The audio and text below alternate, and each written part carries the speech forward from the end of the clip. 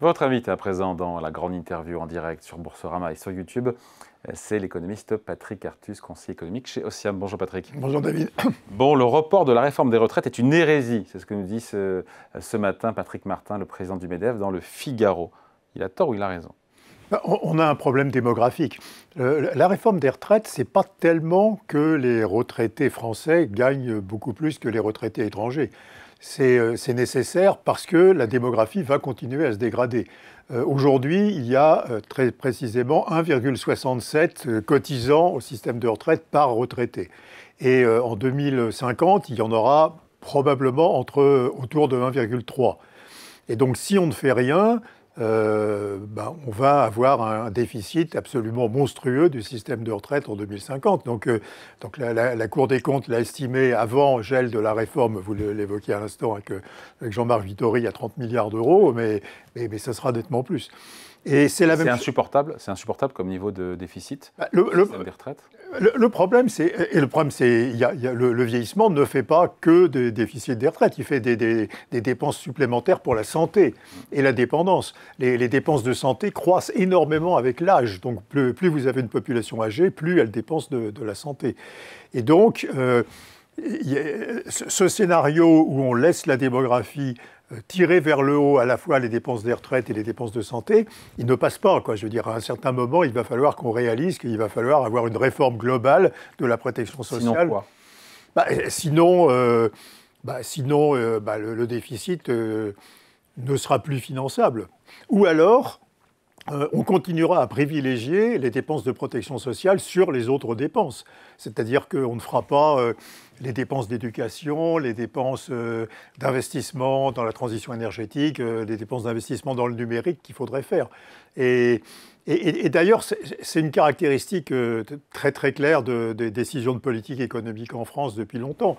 On a toujours privilégié la consommation à court terme. C'est-à-dire qu'on prend des décisions de politique économique qui soutiennent le pouvoir d'achat des consommateurs, soit en augmentant la protection sociale, soit en augmentant les salaires, etc. Et c'est une erreur. Le problème, c'est qu'on a abandonné l'idée qu'il fallait faire de la croissance à long terme. Et soutenir la consommation à long terme, ce n'est pas la même chose que soutenir la consommation à court terme. Soutenir la consommation à long terme, c'est faire les investissements qui feront de la production, etc. Et donc on sait qu'on a un niveau de sous-investissement, en particulier en nouvelles technologies, de sous-développement du secteur technologique, d'absence de grandes entreprises du numérique qui est extrêmement pénalisant. Mais honnêtement, les Français ont un horizon trop court, quoi. Je veux dire, ils ne programment pas les politiques économiques dans une perspective de long terme. Patron du MEDEF, dans cet même entretien retrouvé dans le Figaro, il dit que ce qui se passe en ce moment à l'Assemblée va à l'encontre de l'intérêt des Français en matière de pouvoir d'achat ou d'emploi. À nouveau, c'est la distinction court terme, long terme. Il a calculé 53 milliards de taxation supplémentaire sur les entreprises. Oui, alors de toute façon, on va avoir à peu près... Prêche pour sa paroisse. Non, on va... Le budget, alors, le budget de 2026, c'est une hausse très forte de la pression fiscale. Moi, j'étais plutôt à 45 milliards. On n'est plus à ça près. Et une hausse ou des abandons d'économies ou des hausses des dépenses qui sont à peu près équilibrées. Et donc le déficit budgétaire de 2026, il sera probablement à 5% du PIB ou légèrement au-dessus de 5% du PIB. Le problème, c'est qu'on ne pourra pas utiliser les mêmes recettes déjà pour le budget de 2027, c'est-à-dire avant l'élection présidentielle. Vous n'allez pas augmenter encore les impôts des entreprises et des particuliers de 50 milliards, et vous n'allez pas encore dépenser plus cette même somme en... Donc c'est un fusil à un coup. C'est un fusil à un coup, et c'est même pas un fusil à deux coups, c'est-à-dire ça ne tient pas jusqu'au présidentiel. Hein.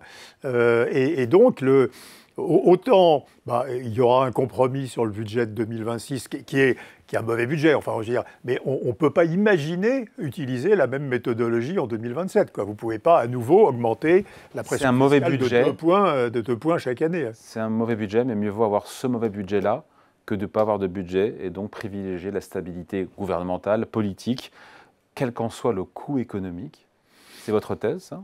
Non, non, je pense que il aurait valu mieux, Oui, mais, comme j'ai dit à l'instant, avoir une perspective de long terme. oui, mais aujourd'hui, entre ce budget-là, que vous qualifiez de mauvais, et une part de budget, qu'est-ce qui vaut mieux? Ça dépend de l'alternative. Si c'est le budget par ordonnance, peut-être le budget par ordonnance serait... Le budget du gouvernement. Le gouvernement par ordonnance... je ne sais pas s'il peut être amendé d'ailleurs, le premier budget. Non, je ne crois pas. Enfin, c'est faudrait demander à un constitutionnaliste, mais si vous le passez par ordonnance, je crois que vous le passez tel qu'il est. Mais bon, c'était 4,7% du PIB ou 4,6% du PIB de déficit public, peu de hausse d'impôts. Enfin, à mon avis, c'était un budget qui prépare. À nouveau, l'avenir, c'est quoi? Il faut qu'on corrige absolument les défaillances de notre système éducatif, le sous-investissement dans la transition énergétique, le sous-investissement dans le numérique. Et si vous consommez toutes les marges de manœuvre de politique économique en dépensant pour la protection sociale, vous ne faites pas ça. Et donc vous condamnez à une croissance extrêmement faible. D'ailleurs, si vous regardez la croissance de la France depuis 2019, elle est due uniquement à une chose, c'est la hausse du taux d'emploi. Il n'y a pas de gain de productivité, la productivité est plus basse qu'en 2019, et puis maintenant, la population en âge de travailler baisse. C'est un succès pour Emmanuel Macron, ça, la hausse du taux d'emploi. Oui, d'accord, mais la hausse du taux d'emploi, elle n'est pas due au taux d'emploi des jeunes, hein. Alors, elle est due à l'apprentissage. Elle n'est pas due au taux d'emploi des jeunes scolarisés autrement, donc elle est due à la hausse de l'apprentissage. Ouais. Et on a énormément rogné sur les aides à l'apprentissage. Hein. Et puis, elle est due aux réformes successives des retraites qui ont fait beaucoup monter le taux d'emploi des plus de 60 ans. Si vous faites baisser les aides publiques à l'apprentissage, et si vous gelez, il n'y aura plus de hausse du taux d'emploi. Et comme la population en âge de travailler diminue et que les gains de productivité sont toujours plus bas qu'en 2019, vous n'aurez plus du tout de croissance. Et donc ce qui nous menace, c'est l'absence totale de croissance, parce qu'à nouveau, ce n'était que la hausse du taux d'emploi. En même temps, ce qui nous menace, c'est l'absence totale de croissance. La Banque de France, ce matin, nous dit au moins 0,7% de croissance cette année, au moins 0,9% l'an prochain. C'est du court terme. C'est essentiellement dû à l'industrie et l'aéronautique et l'armement. C'est dû aux exportations. Les exportations ont augmenté de plus de 2% au troisième trimestre. Tant mieux. Oui. Mais à nouveau, si vous arrêtez d'investir, ça va. Je parle de l'absence de croissance. L'investissement des entreprises est reparti. L'investissement d'entreprises au troisième trimestre. Oui. Mais bon, le taux d'investissement des entreprises est toujours nettement plus bas que ce qu'il était avant la crise du Covid. Enfin, moi je trouve qu'à nouveau, on a complètement perdu l'idée qu'il faut travailler dans une perspective de long terme, quoi. À nouveau sur l'éducation, sur la transition énergétique, sur D'ailleurs, vous avez publié un livre, il faut en parler, La France réinventée, aux éditions Odile Jacob, coécrit avec Marie-Paule Virard. Et vous expliquez bien comment la France a décroché. L'Europe a décroché, et encore plus la France, d'ailleurs. Oui. C'est ça qui est fou. Hein. Mais parce qu'à nouveau, on a plus que les autres Européens. Alors d'abord, on n'a pas eu de crise entre 2010 et 2012. Donc les pays européens qui ont des performances très, très bonnes aujourd'hui, la Grèce, le Portugal, c'est du rattrapage, quoi. Alors ça commence à être du gain net, mais ça a été très très longtemps du rattrapage. Mais quand même, si vous regardez l'Espagne fait plein de choses. C'est pas seulement le tourisme et l'immigration, la croissance de l'Espagne. C'est le développement du numérique, par exemple. C'est vrai ? Oui. Il y a énormément d'investissements étrangers en Espagne qui vont Barcelone, Madrid, Malaga, qui sont les 3 pôles numériques en Espagne, et qui développent une grosse industrie du numérique. Enfin, donc c'est pas que du bas de gamme, la croissance espagnole. Et donc, l'Espagne a fait cet ajustement et maintenant a une économie extrêmement saine et tirée par le haut, quoi, je veux dire, et pas simplement tirée par le bas. Mais les problèmes français, à nouveau, ça se résume parce que depuis très longtemps, on a une seule façon de juger de la pertinence des politiques publiques qui est leur effet sur la consommation des ménages à court terme. Et donc, à force de privilégier les politiques qui soutiennent la consommation des ménages à court terme, on a oublié le long terme. On n'a plus du tout de programmation. Et du coup, on perd notre industrie, Alors, à l'exception de l'aéronautique et de l'armement qui font exception, mais le reste de l'industrie va très mal. On a une baisse du niveau de gamme des emplois, on a des problèmes d'éducation et de compétences de la population. Il faut en finir avec la catastrophe éducative française. Ah oui. Écrivez-vous. C'est la première priorité, parce que si vous ne redressez pas la qualité du système éducatif, qui est avérée par toutes les enquêtes, quelles qu'elles soient, vous n'avez aucune chance de réindustrialiser, de développer le numérique. Et on fait comment il faut s'inspirer des exemples étrangers. Regardez la Finlande, par exemple. La Finlande a un système éducatif d'extrêmement bonne qualité et qui est très différent du système français. Il n'y a plus de cours magistraux, les jeunes, les élèves sont mélangés entre les niveaux différents, ils s'organisent eux-mêmes, ils n'appellent le maître que quand ils n'y arrivent pas. Enfin, c'est un système qui donne beaucoup d'autonomie et qui est très collaboratif entre les élèves. Donc, et puis les trois clés, en gros, d'un système éducatif qui marche, c'est l'autonomie des établissements, donc il n'y a pas ça en France, c'est une bonne formation des maîtres, et c'est une rémunération attrayante de la profession d'enseignant. Et donc, trois critères qui sont, dont aucun n'est vérifié dans le cas français, quoi. Juste, je reviens sur ce qui se passe à l'Assemblée, sur cet impôt sur la fortune improductive, qualifié d'aberration pour Patrick Martin. Vous en pensez quoi, vous ? Le problème, c'est la définition de fortune improductive. Parce que, est-ce que c'est improductif d'acheter du contrat en euros d'assurance vie ? Donc, si vous regardez la composition du contrat en euros, il y a 10% d'actions, 10% d'immobilier. Donc, on peut dire, c'est de l'immobilier locatif. C'est l'immobilier qui est possédé par des compagnies d'assurance vie qui mettent des locataires dedans. Donc, ça aide à trouver des logements dans le parc locatif.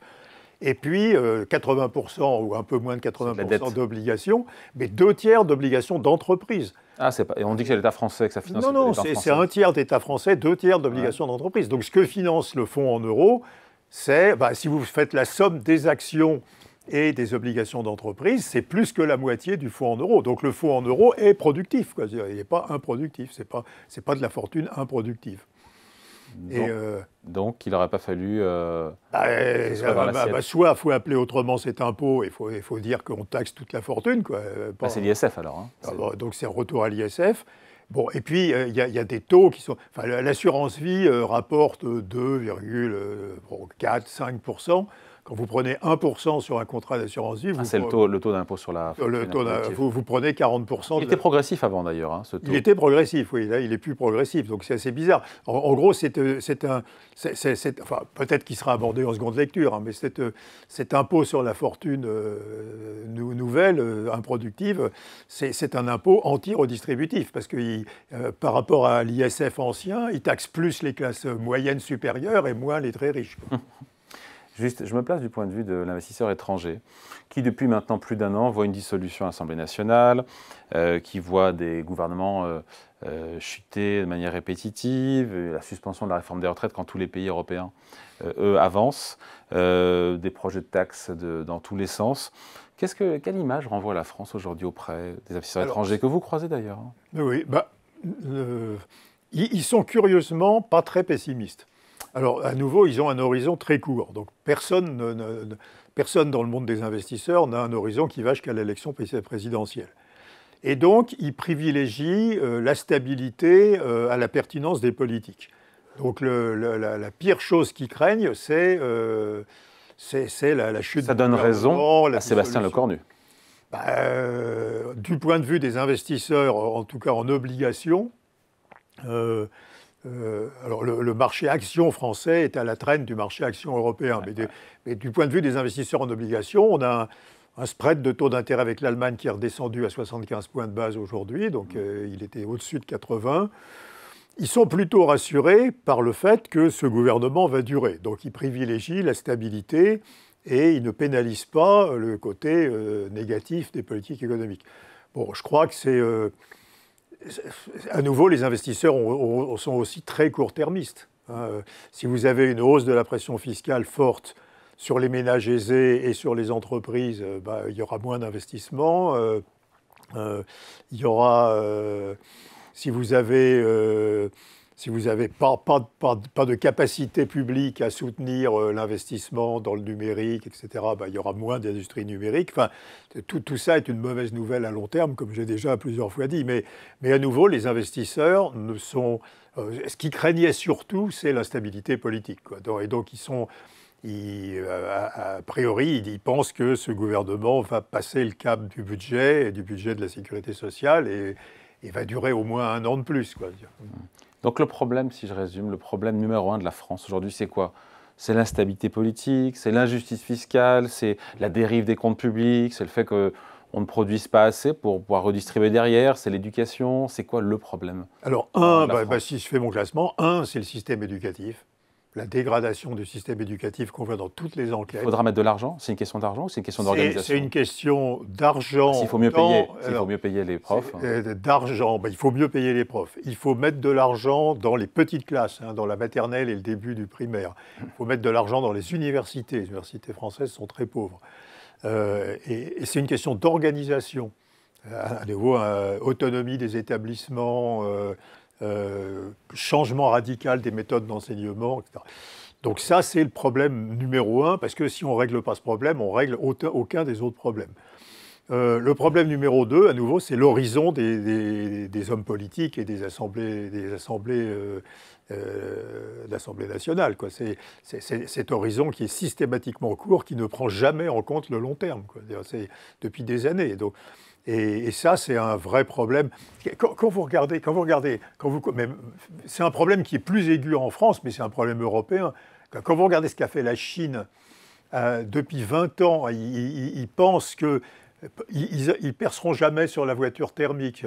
Et donc, ils ont développé toute la filière de la voiture électrique, partant de l'extraction des minéraux, des métaux précieux en Afrique, le raffinage, l'industrie de la batterie électrique. Il y avait une programmation à 20 ans. On est absolument incapable aujourd'hui, en France, de faire une programmation à 20 ans du développement d'une industrie, quoi. Et ça, c'est assez effrayant, quoi. Quel avenir, d'ailleurs, pour l'industrie auto-européenne? Le problème, c'est... Bon, elle se protège, donc... oui, depuis très peu de temps, beaucoup moins que les États-Unis. Il y a des droits de douane... qui vont probablement limiter la percée de l'industrie automobile chinoise. À nouveau, l'Europe est devenue un pays émergent. L'Europe, c'est un pays émergent parce qu'on est en retard technologique vis-à-vis de la Chine, vis-à-vis des États-Unis. Quand vous êtes un pays émergent, il faut se protéger, parce que si vous ne vous protégez pas, vous ne rattraperez jamais votre retard. Donc si on ne se protège pas de l'industrie, des industriels du numérique américain, il faut des droits de douane, oui, il faut des droits de douane, des quotas. Et c'est très légitime. Il y a une théorie économique qui est la protection des industries naissantes, qui était développée pour les pays émergents en disant si vous voulez une industrie de l'aluminium, il faut protéger votre aluminium parce que sinon vous ne ferez qu'importer de l'aluminium parce que c'est tout petit, il y a des rendements d'échelle croissants, donc c'est peu efficace. Donc à nouveau, on en est là. On a un pays émergent à la fois sur les technologies, sur la transition énergétique, sur le numérique. Et donc, il n'y a pas d'espoir si l'Europe ne se protège pas. Donc, on voit des signes encourageants. Enfin, c'est pas que mettre de l'argent. La Commission européenne veut mettre de l'argent sur les matériaux critiques, sur les terres rares, etc. Mais c'est aussi... quand il y a espoir de développer une industrie européenne, il faut protéger les débuts d'industrie qu'on a. Par exemple, les batteries électriques, Vercor, par exemple, qui est en France, à Dunkerque, ne survivra que s'il y a une certaine protection vis-à-vis des constructeurs. Ou alors, il faut accepter que des transferts de technologie des Chinois et des Américains qui transféreront leur technologie contre le marché européen, quoi, je veux dire. Donc il faut... c'est extraordinaire parce que l'Europe était, il y a 20 ans et 30 ans, c'était un pays qui exportait ses technologies. Et maintenant, on doit importer les technologies numériques, les technologies d'IA aux États-Unis, et on doit importer les technologies sur tous les matériels pour la transition énergétique de Chine. On est devenu... alors, il y a deux pistes à nouveau. C'est la protection ou alors l'acceptation d'importer la technologie. À nouveau, ce sont deux stratégies de pays émergents. Choix pour la France et pour l'Europe aussi. Parce que... Ah oui, oui, alors pour l'Europe, non, alors pas pour toute l'Europe. Il y a les pays, des pays comme le Danemark, comme la Suède. D'abord, si vous regardez les chiffres de la recherche-développement, ces pays d'Europe du Nord font plus de recherche-développement que les États-Unis. Et donc, ils ont des grandes entreprises technologiques. Alors, parfois qu'ils sont en difficulté, mais enfin, dans le médicament, dans les matériels pour la transition énergétique, dans les éoliennes, dans l'électronique, etc. Donc, ces pays d'Europe du Nord ont su avoir des priorités qui étaient... alors, ils ont utilisé les réformes qu'ils ont faites dans les années 90 pour faire des économies d'argent public. Ils ont utilisé leurs fonds de pension pour investir dans le développement de leurs entreprises. Ils ont d'une organisation du marché du travail extrêmement différente, où on privilégie la protection des individus, pas la protection de l'emploi comme en France. Et puis ils ont un consensus de la population pour accepter toutes ces réformes, accepter une très grande facilité de licenciement, mais ces pays marchent bien. Alors c'est des petits pays. Oui, c'est la limite de l'exercice. Mais à nouveau, l'Espagne est sur la bonne voie. L'Espagne est sur la voie d'un développement, alors bien sûr tiré par des industries bas de gamme, le tourisme, etc., mais aussi tiré par les industries de la tech. Allez, merci à vous. Entretien avec Patrick Artus. Je rappelle votre livre « La France réinventée », coécrit avec Marie-Paule Virard aux éditions Odile Jacob. Merci Patrick. Merci David.